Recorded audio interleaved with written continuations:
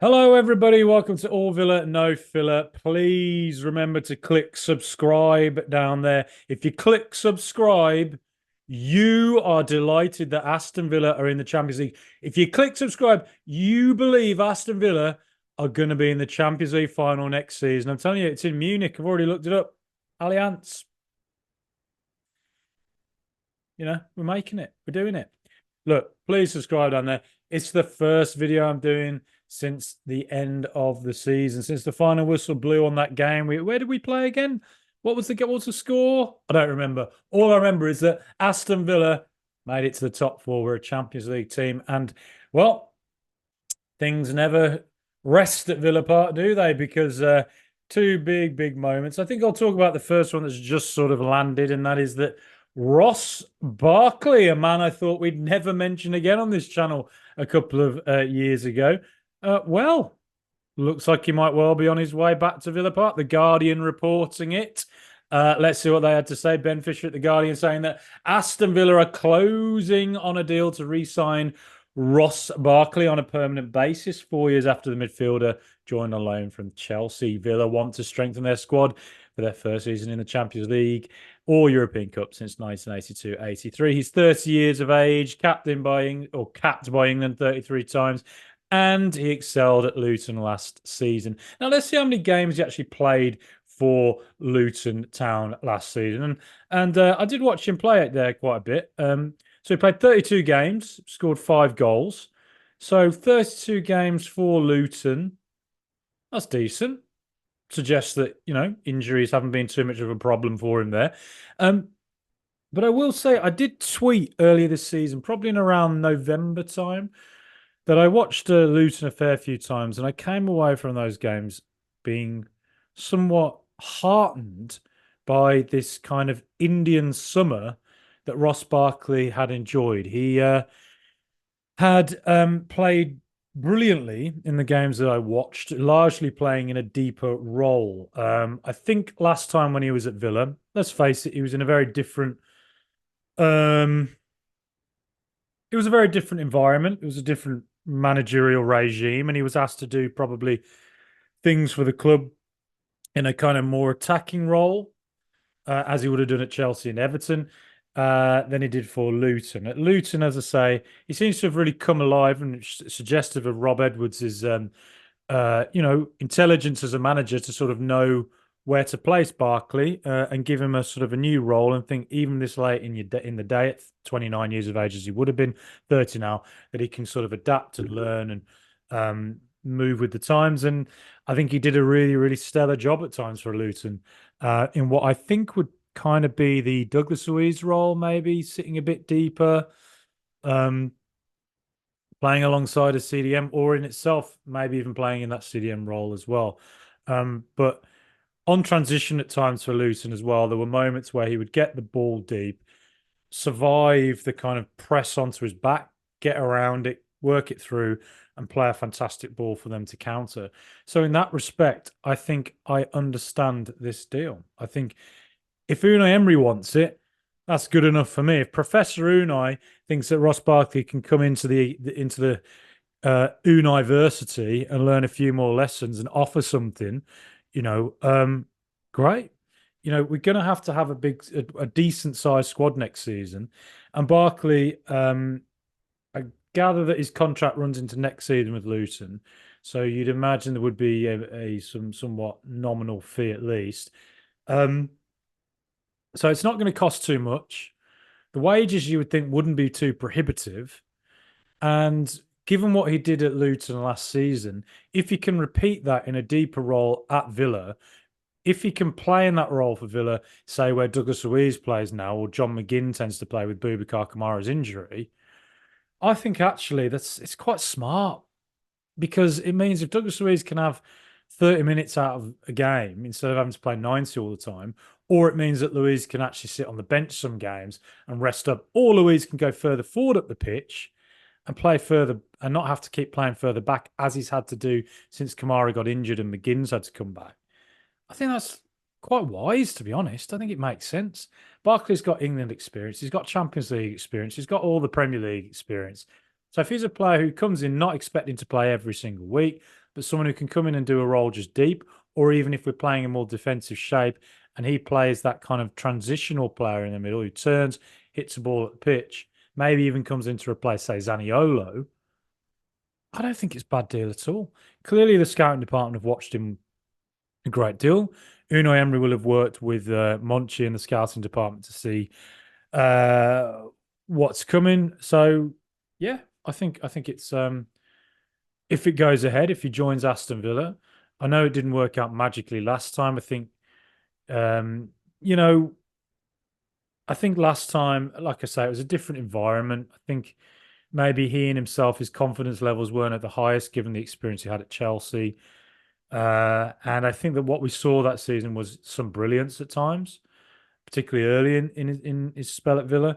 But he looked like a player with real confidence issues, and at times would almost forget how to play football, frankly speaking.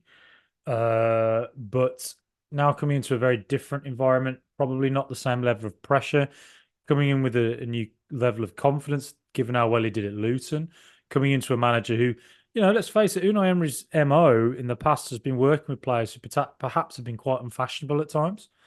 Players who were highly rated didn't quite hit the levels that some people hoped for and expected, but then worked on them and managed to get them right up to the best they've ever played in their careers. Look at Dan Juma, for instance, at Villarreal, or Lo Celso at Villarreal. So Ross Barkley coming in for a somewhat nominal fee, most likely, and for wages that aren't too prohibitive. As a squad player, can give Louise more rest time, give even McGinn or a Tielemans more rest time. Given the volume of games we'll be playing next season, or we got to think about that. I don't think it's a bad deal at all. Is it a risk? Possibly, a little bit. But if it's good enough for Unai Emery in the scouting department, the guys who struck goal with Morgan Rogers, it looks like, well, it's good enough for me. And add on that, we've got Kostin Jelkovic coming in as well. A player we've all kind of forgotten about that we signed back in January. What was it, 7-8 million quid?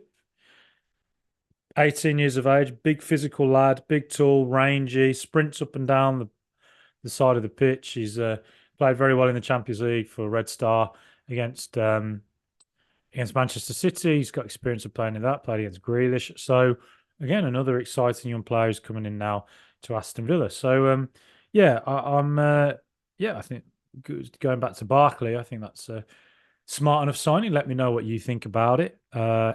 If he goes ahead, and Man United will link with him, and people laughed at United for that. I don't think United have made a lot of good decisions in recent years, but I think I can see what they were thinking about there. So, otherwise, Adidas, it's official. Worst kept secret in football. It was pretty much the Telegraph reported on it back in January.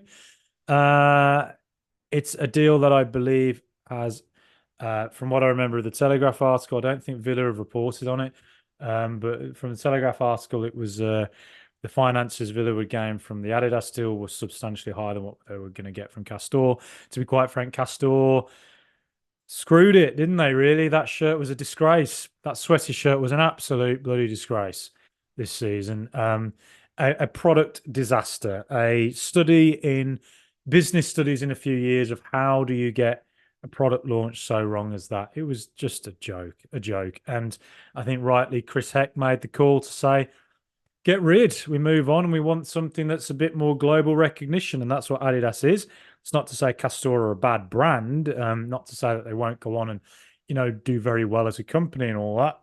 But I think that what happened with Villa this season with the sweaty shirt gate just was embarrassing. It was an embarrassment. And it's just, cut your ties and go with something with Adidas that is a global pop culture brand. Adidas is everywhere. I'm wearing Adidas shoes right this second. And on top of that, I think if I was to compare it to anything, I'd look at Arsenal. I live in an Arsenal area. It's a very diverse area. Arsenal, a very diverse fan base. It's a very youthful fan base nowadays. And I think that Adidas have ingeniously kind of realised that, and the product that they make for Arsenal, I think reflects that. I think it's very cool. I see Arsenal shirts everywhere all the time.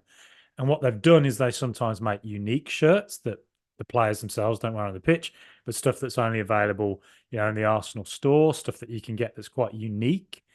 I think their away shirts again they tend to be quite loud and colourful. But again, that's that yellow shirt they had this season with the black lining. A lot of people would go, "What was that?" But at the same time, it's one of them that sticks out, doesn't it? You remember it in a few years, and then eventually you look back on it with nostalgia. And like I say, it's a youthful fan base. I see that shirt around. The pink shirt they had a few years ago, that's very, very popular as well. I think it was a third shirt. I have a friend who only ever seems to wear that shirt. So um, I think where Adidas are good is they're very good at they're good at it's a first class brand, isn't it? But what they do is they just have an understanding of offering unique offers, youth culture, pop culture. As Run DMC said, my Adidas all the way back in the 80s. So you would very much be confident that Adidas are going to produce stuff for Villa that's going to look first class, and we're all going to love it. And what a time for them to come in and produce something, hopefully, that's going to be very unique, cool looking. Our first ever Adidas shirt when we got the Champions League badge on the side of our shirts. I mean that it's going to be red hot sales in the Villa store next season. I'm fairly sure of it. And something else to bear in mind as well is that football is cool now. Football, soccer, as they call it in the US, is cool now. You have celebrities constantly getting involved with it. Tom Hanks at Villa the other week. You've got bloody Kim Kardashian taking her kids to all the US games and then over here going to Arsenal games, going to PSG games. Will Ferrell getting involved with Leeds. You got Ryan Reynolds at Wrexham. You got, these things do count really at the end. As much as you want to be cynical about them as just a regular match going fan that I am, it does count, and it helps if you've got kind of that level of celebrity recognition and support, and you see one of them celebs wearing your shirt over in LA one day, or the kids are wearing it. Well, there you go. Done. It increases recognition, as I'm sure players like Emi Martinez have done this season as an Argentina World Cup winner, and Alicia Lehman with 100 bajillion Instagram followers. Things like that do matter, don't they? And I'm going to be getting the shirt this season. I haven't bought a Villa shirt or a the first team shirt in a long time, just because various reasons. I wish I'd got the Luke Roper shirt. I should have got that. But various reasons why I haven't. But I think this season with the Champions League badge, Adidas first one, you got to get in there, and I'm sure what they produce will be great. Something else to bear in mind as well with football, with it being cool, you now see it on Paris Fashion Week. I reported on this stuff. I've reported on it before. Paris Fashion Week, they had a model wearing an Arsenal shirt. So again, it's just I think what Adidas brings is kind of a pop culture. It makes it look cool for young kids, young teenagers who want to wear this stuff and walk around, and I'll be wearing it. I won't be. I'm pretty sure that there won't be people looking at me wearing it going, "Oh, there goes the coolest man in the world." But no, I can't wait to see Villa launch it, and I'm excited for what we have now with the Adidas partnership, and Adidas seem excited by it as well with some of the announcements they've made on Twitter today, and it just feels like things are on the up and up on the pitch and off the pitch as well, doesn't it? That's the way to look at it. It looks like we're going, we're trying to raise the standards everywhere we are, off the pitch, on the pitch, and it's a time to be very, very excited. And as I said last week, and as I said on the Claret and Blue podcast with Dan Ryerson, I really enjoyed that. Go check that out. With Unai Emery getting us into the Champions League, we cannot look at this as the peak. We can't look at this as the beginning of the end now. This is where it got as good as it ever got, and then we just we had a nice little run in the Champions League, and then we never did it again. No, we have to look at this now as we are a team that everywhere off the pitch, on the pitch is elite, right? First class. We hit the Champions League. It's not the pinnacle. It's not the mountaintop. It's the standard now, right? And it's going to be hard to get Champions League every single season, but it's certainly somewhere that we know we can get to. We've been before, and we can absolutely get there again. We have every reason to believe we can get there multiple times in future and make it a habit of getting into it, just as Tottenham Atletico Madrid did back in 2010. And yeah, you know, like I say, it's to me, it's the end of the beginning of Unai Emery's reign. It was a brilliant start, and we're now entering a new glorious chapter of Professor Unai's or Professor Emery's Unai-versity. Very exciting times at Villa. And as I say, with Ross Barkley potentially joining, I don't think it's confirmed, but the reports we're seeing look very, very strong. I think Barkley coming in would be a smart piece of business to start off the summer. Let's see how it goes. Plenty more, I'm sure, to happen this summer. It's going to have to be some smart deals going ahead, I'm sure. But can't wait to see what goes on. The end of season awards will be coming with me and George in the next day or two. Can't wait to do that. But until then, please like and subscribe, and up the mighty Villa.